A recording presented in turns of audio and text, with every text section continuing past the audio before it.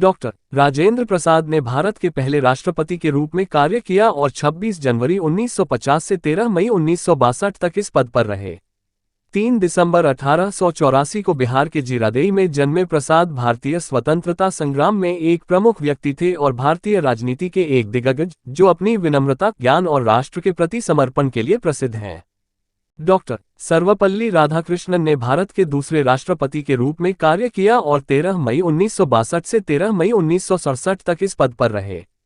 5 सितंबर 1888 को आंध्र प्रदेश के एक छोटे से शहर में जन्मे राधाकृष्णन एक प्रतिष्ठित विद्वान, दार्शनिक थे और राजनेता जिनके प्रभाव ने भारत के शैक्षिकी और राजनीतिक परिदृश्य पर गहरी छाप छोड़ी है। डॉक्टर जाकिर हुसैन ने भारत के तीसरे राष्ट्रपति के रूप में कार्य किया और 13 मई 1967 से 3 मई 1969 को अपने निधन तक इस पद पर रहे।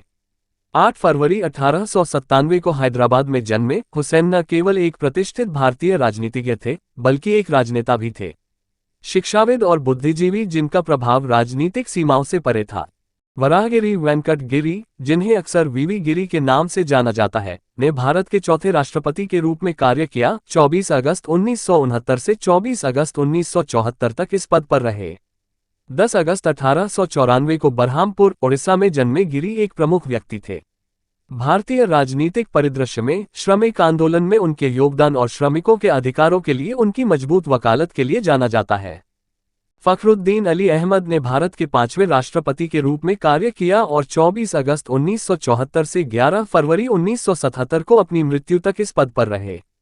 13 मई 1905 को पुरानी दिल्ली के हौसकाजी इलाके में जन्मे अहमद ने एक अमिट प्रभाव छोड़ी। राष्ट्र के प्रति उनके समर्पण और प्रतिबद्धता से भारतीय राजनीति में इन्हें अलग पहचान मिली। नीलम संजीव रेड्डी ने 25 जुलाई 1977 से 25 जुलाई 1982 तक भारत के छठे राष्ट्रपति के रूप में कार्य किया। 19 मई 1913 को एल्लूर, आंध्र प्रदेश में जन्मे रेड्डी भारतीय राजनीति के दिग्गज नेता और विकास के प्रबल समर्थक थे। ज्ञानी जैल सिंह ने 25 जुलाई 1982 से 25 जुलाई 1987 तक भारत के 7वें राष्ट्रपति के रूप में कार्य किया। 5 मई 1916 को पंजाब के फरीदकोट जिले के संधवान में जन्मे जैल सिंह का करियर महत्वपूर्ण राजनीतिक योगदान और समर्पण से भरा रहा। लोगों की सेवा के लिए जैल सिंह भारतीय स्वतंत्रता आंदोलन में गहराई से शामिल थे। रामासामी वेंकटरमन, जिन्हें व्यापक रूप से आर वेंकटरमन के नाम से जाना जाता है, ने 25 जुलाई 1987 से 25 जुलाई 1992 तक भारत के 8वें राष्ट्रपति के रूप में कार्य किया। 4 दिसंबर 1910 को राजामदम, तमिलनाडु में जन्मे वेंकटरमन ने भारतीय राजनीति में महत्वपूर्ण योगदान दिया। डॉक्टर शंकर दयाल शर्मा ने भारत के 9वें राष्ट्रपति के रूप में कार्य किया और 25 जुलाई 1992 से 25 जुलाई 1997 तक इस पद पर रहे। 19 अगस्त 1918 को भोपाल, मध्य प्रदेश में जन्मे डॉक्टर शर्मा के लंबे और प्रतिष्ठित राजनीतिक करियर ने महत्वपूर्ण योगदान दिया। कोचरल रमन नारायणन भारत के 10वें राष्ट्रपति थे, जो 25 जुलाई 1997 से 25 जुलाई 2002 तक इस पद पर रहे। 27 अक्टूबर 1920 को केरल के उझावूर गांव में जन्मे नारायणन की साधारण शुरुआत से लेकर देश के सर्वोच्च पद तक का सफर भूमि भारत की लोकतांत्रिक भावना का प्रतीक बनी हुई है। 15 अक्टूबर 1931 को तमिलनाडु के रामेश्वरम में जन्मे डॉक्टर अवुल पाकिर जैनुलाब्दीन अब्दुल कलाम ने मद्रास इंस्टीट्यूट ऑफ टेक्नोलॉजी से एरोनॉटिकल इंजीनियरिंग में विशेषज्ञता हासिल की। डॉक्टर कलाम ने भारत के पहले स्वदेशी उपग्रह प्रक्षेपण यान SLVII को विकसित करने में परियोजना निदेशक के रूप में महत्वपूर्ण योगदान दिया, जिसने जुलाई 1980 में रोहिणी उपग्रह को पृथ्वी की निकट कक्षा में सफलतापूर्वक स्थापित किया और भारत को अंतरिक्ष क्लब का एक विशिष्ट सदस्य बना दिया। श्रीमती प्रतिभा देवी सिंह पाटिल का जन्म 19 दिसंबर 1934 को महाराष्ट्र के जलगांव जिले के नादगांव गांव में हुआ था।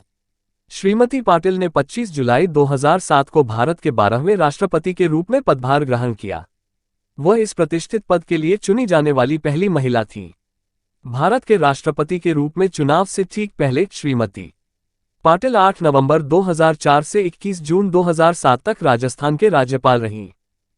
श्री प्रणब मुखर्जी ने 25 जुलाई 2012 को भारत के 13वें राष्ट्रपति के रूप में पदभार ग्रहण किया और सरकार के साथ साथ संसद में राष्ट्र की अनुकरणीय सेवा के साथ 5 दशकों से अधिक का राजनीतिक करियर बनाया।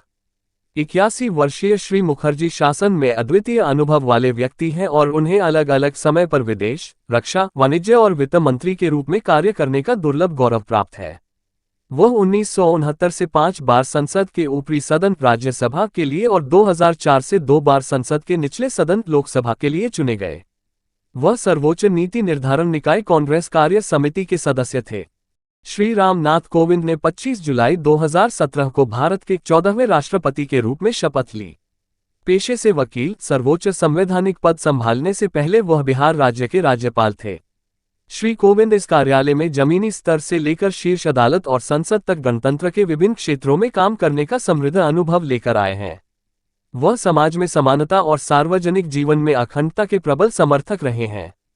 20 जून 1958 को उपरबेड़ा गांव, मयूरभंज, ओडिशा में एक संथाली आदिवासी परिवार में जन्मी श्रीमती मुर्मू का प्रारंभिक जीवन कठिनाइयों और संघर्ष से भरा था। गांव के स्कूल से प्राथमिक शिक्षा पूरी करने के बाद वह अपनी पढ़ाई जारी रखने के लिए स्वयं की पहल पर भुवनेश्वर चली गईं। उन्होंने रमादेवी महिला कॉलेज, भुवनेश्वर से कला स्नातक की डिग्री हासिल की और कॉलेज की शिक्षा प्राप्त करने वाली अपने गांव की पहली महिला बनी। श्रीमती द्रौपदी मुर्मू ने 25 जुलाई 2022 को भारत के 15वें राष्ट्रपति के रूप में शपथ ली। इससे पहले वह 2015 से 2021 तक झारखंड की राज्यपाल थी। उन्होंने अपना जीवन समाज के वंचितों के साथ साथ वंचित वर्गों को सशक्त बनाने और लोकतांत्रिक मूल्यों को मजबूत करने के लिए समर्पित कर दिया है।